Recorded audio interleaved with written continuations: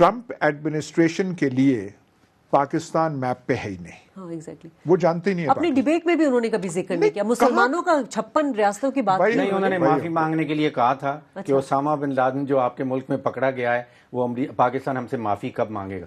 Sir मैं थोड़ा सा इंतजार करना चाहता हूं कि जब तक इनकी स्टाफिंग पूरी नहीं हो जाती। देखिए सर, बात हो रही है न्यूट गिंगरिच की एज फॉरेन सेक्रेटरी। अगर वो सेक्रेटरी ऑफ द स्टेट आते हैं तो फिर अमेरिका का जारहाना रवैया होगा। सर देखिए, हमारा जो है पाकिस्तान एक नई रिपब्लिक, जो डेमोक्रेट्स थे खासतौर पे हिलरी क्लिंटन, वो पाकिस्तान को बखूबी जानते थे। उनके लिए एक नोन क्वांटिटी था, चाहे हमारी अच्छाई थी चाहे बुराई थी। जो हम पे चार्ज लगता था अमेरिका में, वॉशिंगटन में 9/11 की बहुत बात की, दोगली पॉलिसी कर रहे हैं, इनके साथ भी भाग रहे हैं, इनके साथ भी भाग रहे हैं, वो जानते थे। ये जो है न्यूट गिंगरिच, इतना रूडी जुलियानी वगैरह, बाकी जो उनके कैंपेन जो चेयरमैन थे उनके कैंपेन के, उनके लिए पाकिस्तान वो इतना। मेरा खदशा ये है कि ये ट्रंप एडमिनिस्ट्रेशन जो है ये एड जो देगा अमेरिका उसको कंडीशनलाइज ज्यादा करेगा, शर्तें ज्यादा लगाई जाएंगी, वो हकानी ग्रुप वाली कह लें या बाकी आ जाए। चले अब बात करें ट्रंप की जीत से पाकिस्तान पर क्या असर पड़ेगा। और हम बात कर रहे थे अयाज साहब के इमदाद के हवाले से, क्या कोई पॉलिसी चेंज हो? इमदाद तो इतना हमें वो करना ही नहीं चाहिए। कोलिशन सपोर्ट फंड, वो जो कोलिशन सपोर्ट फंड वगैरह है वो तो उसकी इम्पोर्टेंस इसके बगैर हम अपना मालियाती खसारा, अपना तजारती खसारा किस तरह पूरा करेंगे? सर ये जो हमें जो टीका लगा है ना 9/11 के बाद जो है वो तो वैसे ही कम हो रहा है। सर आप कोलिशन सपोर्ट फंड को छोड़ दें, हाँ जी, आप अपनी जंग भी छोड़ दें। जो हमारा बजटरी खसारा है, जो हमारा ट्रेड डेफिसिट है, मालियात जो तजारती खसारा है, वो कौन मुल्क पूरा करके देगा? सर ये देखिए ना, वो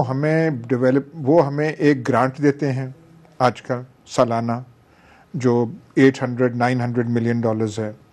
कैरी लूगर बिल तकरीबन मर चुका है, उससे जो फंड्स आती हैं, और हमें वो बजटरी सपोर्ट के लिए तो कोई पैसा नहीं देते। Sir IMF and world bank, sir IMF world bank इस ओन सबसे ज्यादा बोर्ड के ऊपर मेंबर्स इनके हैं। सर इनका एक हाथ खड़ा होता है तो 2.5-3 लाख वोट खड़ा होता है। ठीक है, पर वो हम इस मफरूजे पे क्यों चल रहे हैं कि हम बिल्कुल उनके दुश्मन कैंप में वो चले जाएंगे।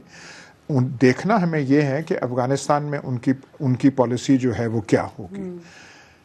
क्या पता वो दो चीज़ें हैं, ओबामा की पॉलिसी कंटिन्यू करें कि वहाँ पे कुछ रहें, क्या पता वो ये कहें कि यार आप जान भी छोड़ो, निकालो। उनके बहुत एक पावरफुल जो सपोर्टर्स थे वो वेटरन्स थे जो कि इराक और अफ़गानिस्तान में लड़ते रहे हैं, और जो बड़े जिनका एक अजीब सा एक वो है, तो वो कोई इतना इराक के अफ़गानिस्तान की वॉर्स इतनी पॉपुलर वो जो ट्रंप वगैरह के हैं वो नहीं है। तो देखना है कि क्या पता शायद उनकी अप्रोच बिल्कुल ये जो ओबामा एडमिनिस्ट्रेशन करती रही है कि ट्रांजिशन हो, पीस हो, तालिबान से हो, शायद वो ना हो, पर हमें देखना है। चाइना सर नहीं, कंटेनमेंट ऑफ चाइना अमेरिका की एक बहुत बड़ी पॉलिसी है। सर वो उनसे करेंगे, अभी भी चाइना करे, वो कनेक्टेड है ना हमारे सीपैक के साथ, हमारी सर देखिए चाइना को वो जानते हैं, सीपैक उनके मैप पे नहीं है, उनके रेडार पे ये नहीं है कि गवादर कहाँ है और वो कहाँ है, वो नहीं है। हमारा प्रॉब्लम एक और होगा, नई एडमिनिस्ट्रेशन है, नए लोग हैं, नए अहदाफ होंगे। न्यूट गिंगरिच वगैरह इस तरीके से फॉरेन पॉलिसी में कभी इन्वॉल्व नहीं रहे। रूडी जुलियानी जो शायद पता नहीं उसे कौन सा रोल मिले, बिल्कुल वो इस चीज़ में नहीं है, नया रोल होगा। हम एक अप्रोच जो है हम कर सकते हैं, हमारा प्रॉब्लम और होगा जो हमारे मौजूदा लोग हैं जो फॉरेन पॉलिसी के पासबान हैं। सो अफसोस से कहना पड़ता है डॉक्टर साहब, वो बिल्कुल अनफिट हैं, वो इस न्यू एडमिनिस्ट्रेशन से गुफ्तगू कर ही नहीं सकते।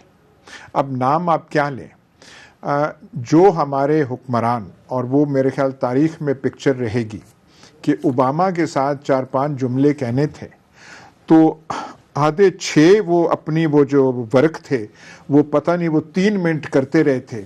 वो ट्रंप के साथ गुफ्तगू, मैं आपको हतमी कह रहा हूँ, वो नहीं कर सकते। उन्हें ना